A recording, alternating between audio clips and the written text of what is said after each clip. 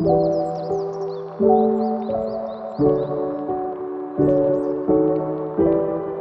Pak ya? Oke, sebelumnya selamat sore Bapak, sore Ibu ya. Baik, perkenalkan nama saya Nikade Anggreni. Saya mahasiswi dari Poltekkes Kemenkes Mataram. Nah, jadi di sini saya akan memberikan penjelasan atau pendidikan kesehatan. Judulnya itu perawatan dan pencegahan penyakit hipertensi ya. Kan Bapak sebelumnya ada riwayat hipertensi ya? Ya, nah jadi nanti saya akan menjelaskan apa saja yang menyebabkan, kemudian komplikasinya, sampai gimana cara mencegahnya, seperti itu Pak ya. Oke, nanti ini sambil diperhatikan ya Pak ya, Bu ya. Nah, jadi untuk pengertiannya sendiri kan pasti Bapak sudah tahu kan apa hipertensi ya. Jadi tekanan darah yang di atas normal seperti itu. Nah, kemudian Pak di sini Ibu ada faktor risiko hipertensi atau yang menyebabkan atau sesuatu yang beresiko untuk menyebabkan hipertensi atau darah tinggi itu. Yang pertama itu karena usia lebih dari 65 tahun atau lanjut usia. Nah, itu. Kemudian sering mengkonsumsi makanan yang tinggi garam, kan sebelumnya sudah saya jelaskan. Lamun side pihak kando kan di tekanggu luwe apa ran sekecil. Nah, terus alami kelebihan berat badan atau kegemukan. Nah, jika masih lamun itu awak berat lebih, dia dah beresiko menyebabkan hipertensi atau darah tinggi. Kemudian adanya riwayat hipertensi. Nah, misal seperti Bapak kan, mungkin Bapak tidak tahu ada keluarganya yang kemarin hipertensi. Nah, itu juga bisa menyebabkan. Kemudian jarang olahraga. Nah, sebelumnya sudah saya jelaskan kan. Nah, itu kan kalau kita jarang olahraga kan otomatis jantung kita itu kerjanya kurang. Jadi kalau bisa jalan-jalan seperti itu. Kemudian mengkonsumsi terlalu banyak makanan atau minuman yang mengandung kafein, itu maksudnya kayak kopi Pak ya. Kalau bisa dikurangi, nggak harus berhenti. Kalau bisa dikurangi atau nggak kurang satu kali atau 2 kali Pak. Iya, itu sudah bagus itu Pak. Itu boleh. Yang penting jangan berlebihan ya. Kemudian memiliki kebiasaan merokok. Nah, itu kan masih ya memang namanya laki-laki Pak ya. Kalau kita nggak ngerokok itu nggak tenang gitu. Tapi kan tapi paling nggak janganlah melebihi yang seharusnya, paling nggak sebatang 2 batang, jangan lebih lah gitu. Kurang. Benar. Kemudian banyak mengkonsumsi minuman beralkohol. Itu kayak apa biasa kalau minuman di sini kan kayak minuman yang beralkohol kayak tuak dan sebagainya. Enggak ya, bagus itu Pak. Memang nggak bagus untuk minuman.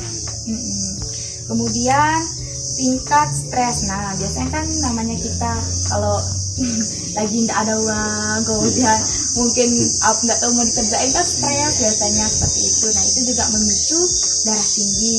Kemudian alami kondisi kronis seperti penyakit ginjal, diabetes dan lain-lain. Itu juga bisa menyebabkan terjadinya darah tinggi.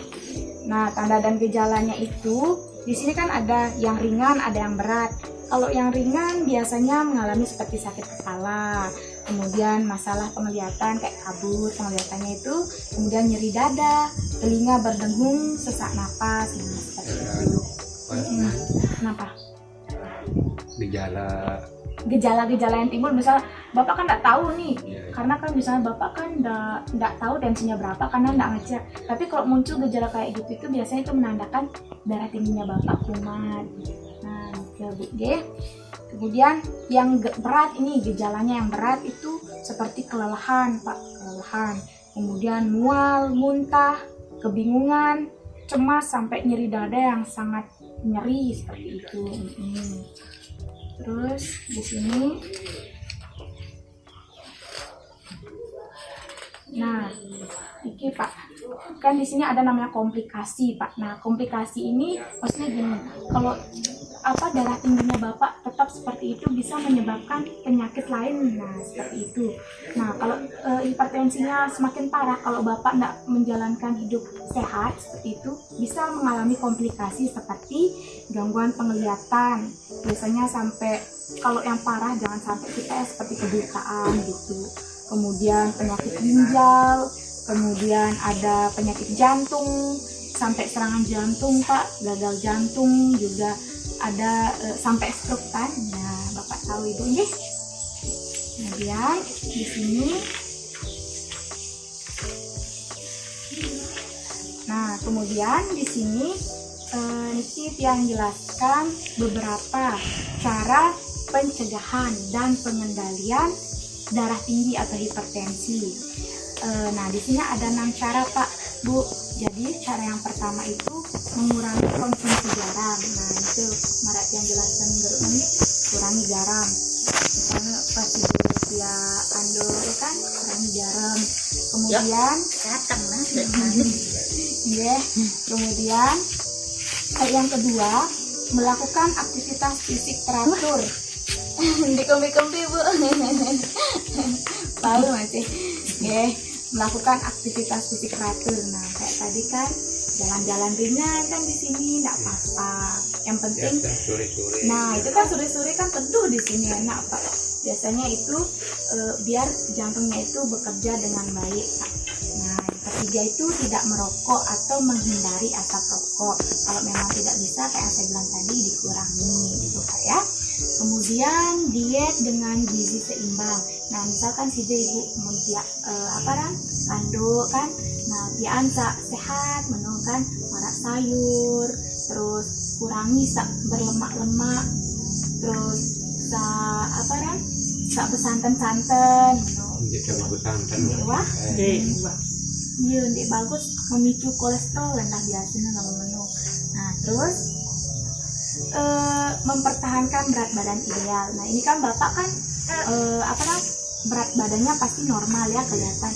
Nah kadang kalau orang gemuk biasanya makin gemuk orang makin tinggi dia darahnya gitu, tekanan darahnya. Tapi kalau Bapak ini ideal sudah beratnya. Kemudian menghindari minum alkohol. Tapi Bapak kan sudah menghindari kan, sudah bagus berarti.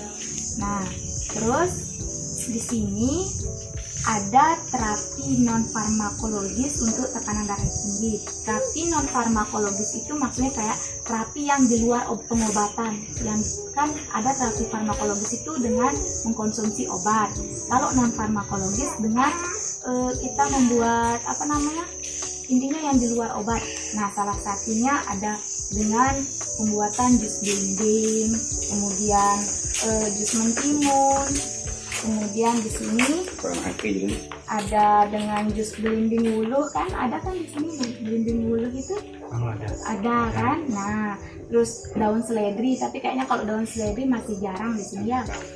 Jarang. Paling dengan ini sih yang paling gampang Pak ya, dengan belimbing biasa ya. Belimbing wuluh bisa, belimbing biasa bisa, sama mentimun juga bisa.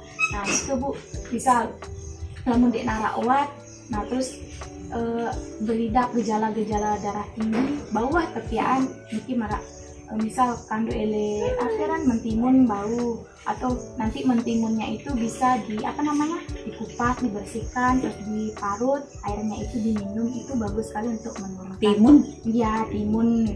Belimbing wuluh masih Bacai. nggih bau saring papu gitu bilang. girang darah, taik darah. Iya wah bagus kado turunan tensi itu. Mungkin itu aja yang saya sampaikan Bapak Ibu. Jadi nanti harapannya bisa tetap menjalankan hidup sehat untuk mengendalikan penyakit hipertensi dan mencegah keparahan penyakitnya Pak ya.